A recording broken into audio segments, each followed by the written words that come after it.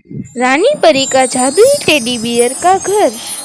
एक बार की बात है, एक बड़े से शहर के एक छोटे से घर में रूही नाम की एक बड़ी बहन अपनी छोटी बहन पीहू के साथ रहती थी, जिनकी माँ की मौत एक महामारी के चलते हो गई थी और अब वो लोग अपनी सौतेली माँ और सौतेली बहन के साथ रहती थी और उनके पिता ज़्यादातर बिजनेस के सिलसिले में बाहर ही रहते थे। इसी वजह से उनकी सौतेली माँ उनके पास घर का बहुत सारा काम करवाती और हमेशा उन्हें तंग करती।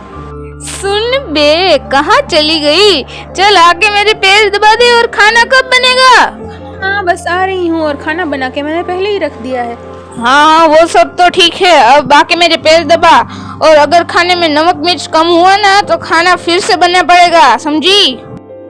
बस इसी तरह से वो दोनों माँ बेटी उन दोनों को तंग करते रहते और एक शर्त पर वो उसकी छोटी बहन को पढ़ा भी रहे थे कि अगर बड़ी बहन घर का काम करेगी तो ही छोटी पढ़ पाएगी, वरना वो उसे पढ़ाने से भी इनकार कर देंगे। और उन दोनों बहनों को अच्छा खाना तक नहीं देते थे। और अगर कभी गलती से उन्होंने उनकी सौतेली बहन के लिए लाया हुआ खाना खा लिया तो उन्हें बहुत ज्यादा सजा मिलती थी। हाँ मम्मी, मेरी चॉकलेट किसी ने खा ली, अभी तो लाई थी, अभी तो यहीं रखी थी, कहाँ चली गई?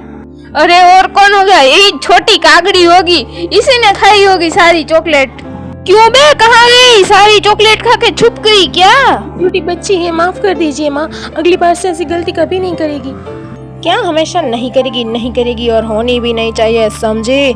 वरना अगली बार ऐसी सजा मिलेगी कि याद रखोगी। ऐसे ही एक दिन जब छोटी सी पीहू ने बहुत ज़्यादा भूख लगने के कारण अपनी सौतेली बहन के लिए लाया हुआ पिज्ज़ा खा लिया, तब उसकी माँ भड़क उठी। माँ देखो, आज फिर से इस छोटी कागड़ी ने मेरा पिज्ज़ा खा लिया। अरे यार, कितने अच्छे से मंगवाया था, कितना मन था मेरा खाने का।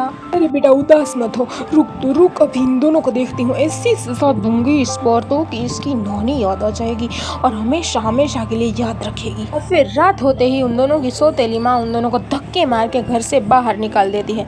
इतनी काली अंधेरी रात में वो बेचारी बहुत घबरा जाती है और उन्हें कुछ भी खाने को ही नहीं देती और ना ही कोई कपड़े देती है। बस एक छोटा सा टेडी बियर जो कि पीहू का फेवरेट था उसे फेंक के दे देती है। हे भगवान, अब हम दोनों कहाँ जाएं? हम दोनों गरीब बेचारी बहनें, हम पे थोड़ी तो दया कीजिए। माँ तुम सुन रही हो? हमारी बात सुन लो, हमारी मदद करो माँ।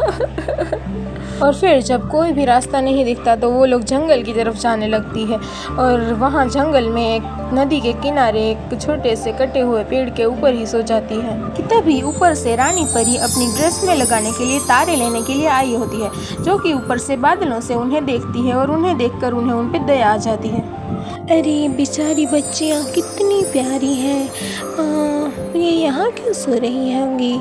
मुझे इनकी मदद करनी चाहिए। फिर ऐसा कहकर रानी परी उन दोनों को सीधे परी लोग के पास में जो एक जगह होती है जहाँ पर वो सब लोगों की हेल्प करती है वहाँ पर ले जाती है। अरे ये हम कहाँ आ गए बहन? परेशान मत हो लड़कियों, मैं यहाँ तुम्हें तुम्हारी मदद करने के लिए ही लाई हूँ। मुझे बताओ तुम्हारी क्या समस्या है, मैं तुम्हारी समस्या का हल दूंगी। रानी परी जी, हमारी माँ तो हमें छोड़कर चली गई और सौतेली माँ ने भी हमें घर से निकाल दिया। अब आप ही बताइए हम कहाँ जाएं? अगर आप हमारी कुछ मदद कर सकती हैं तो बहुत अच्छा होगा। तो तुम्हें एक घर चाहिए, पर उसके लिए मुझे कुछ चाहिए होगा। अरे हाँ, ये टेडी बियर। ऐसा कहकर जैसे ही रानी परी एक दूसरी जगह पर जाती है और अपना हाथ जैसे ही हवा में घुमाती है, एक चमकदार रोशनी के साथ वहाँ पर एक टेडी बियर का बड़ा सा घर बन जाता है। ये लो, ये एक जादुई टेडी बियर का घर है। इसमें तुम्हें तुम्हारी ज़रूरत की सारी चीज़ें मिल जाएंगी और अगर तुम चाहो तो इससे काफ़ी सारे टेडी बियर्स भी निकाल सकती हो। और ये तुम्हें काफ़ी सारे नए कपड़े और नई खाने की चीज़ें भी देगा। और फिर वो दोनों उस जादुई टेडी बियर के घर के अंदर चली जाती है जहाँ पर सब कुछ जादुई टेडी बियर से बना हुआ होता है। और अंदर जाते ही उन लोगों के कपड़े बहुत अच्छे हो जाते हैं। दीदी मुझे भूख लगी है। रुको, मैं कुछ देखती हूँ अगर यहाँ पर कुछ खाना हो तो।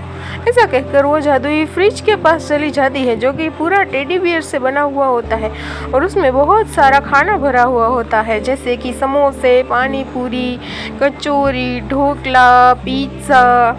देखो दीदी, जादुई टेडी बियर का बेड। और फिर वो लोग अपने जादुई टेडी बियर के घर में खुशी खुशी रहने लगते हैं। और बड़ी बहन रूही एक टेडी बियर की दुकान भी खोल लेती है और छोटी बहन परियों के ही स्कूल में पढ़ने लगती है। फिर ऐसे ही उन लोगों की ज़िंदगी हंसी खुशी बीतने लगती है।